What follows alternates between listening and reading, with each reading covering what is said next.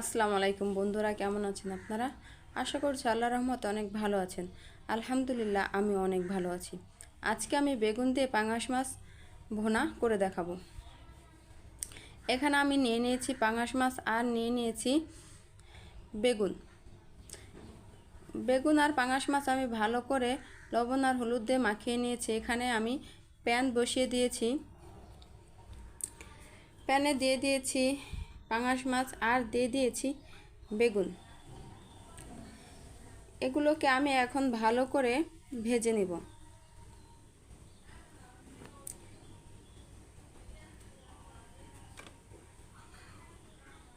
মাছগুলোকে আমি উল্টিয়ে পাল্টিয়ে নিচ্ছি।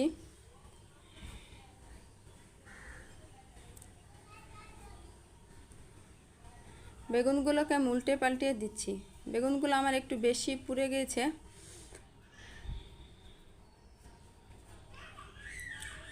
এদিকে আমি বেগুনগুলোকে এপিট ভালো করে ভেজে নেব। এতক্ষণ যারা আপনারা আমার ভিডিওটি দেখছেন, আপনারা আমার চ্যানেলটি সাবস্ক্রাইব করে দেবেন। পুরো ভিডিওটি দেখে লাইক করে দেবেন, কমেন্ট করে দেবেন।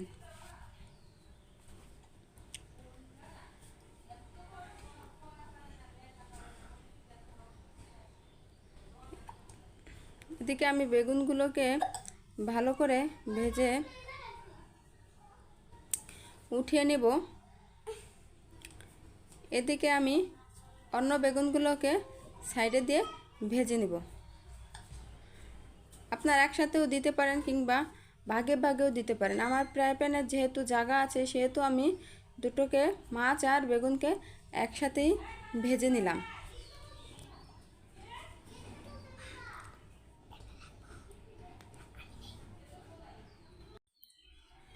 আমি বাকি বেগুনগুলোকে এখন ভেজে নেব। আমার বেগুন ভাজা হয়ে গেছে। এখানে আমি কড়াইতে তেল দিয়ে দিয়েছি। আমি দিয়ে দিয়েছি পেঁয়াজ কুচি। এখানে পরিমাণ মতো পেঁয়াজ নিয়ে নেবেন। অনেকে পেঁয়াজ বেশি খায়, আবার অনেকে পেঁয়াজ কম খায়। যে যার মতো করে পরিমাণ মতো পেঁয়াজ নিয়ে নেবেন। পেঁয়াজগুলোকে আমি কিছুক্ষণ নাড়াচাড়া করে ভেজে নেব। দেখুন, আমার পেঁয়াজগুলো অনেকটাই কমে গেছে এবং অন্য ব্রাউন কালারও রং হয়ে গিয়েছে একটু। এর মাঝে আমি দিয়ে দেব জিরা বাটা আর রসুন বাটা। আমি জিরা আর রসুন একই সাথে বেটে রাখি, তাই আমি দুটোকে একসাথে দিয়ে দিয়েছি।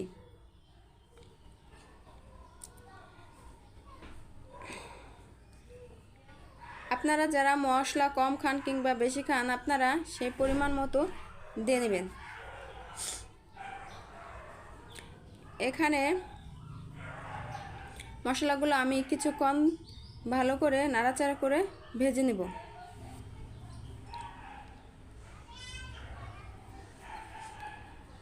মশলাগুলোর উপর দিয়ে দেখুন তেল দেখা যাচ্ছে। এখন আমি দিয়ে দেব পরিমাণ মতো লবণ।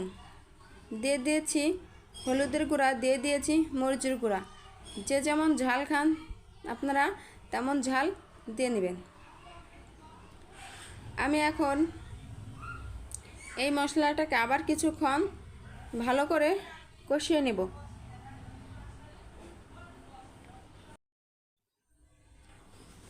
আমি এখন এখানে দিয়ে দেব পানি। এখানে পরিমাণ মতো পানি দিয়ে দিতে হবে, একটু বেশি পানি দিতে হবে। এখানে মাছ আর বেগুনটা ভুনা করে নিতে হবে, সে পরিমাণ পানি দিয়ে দিতে হবে। আমি পানি দিয়ে মশলাটাকে বলক উঠিয়ে দিয়েছি, তারপরে দিয়ে দিয়েছি মাছ আর বেগুন।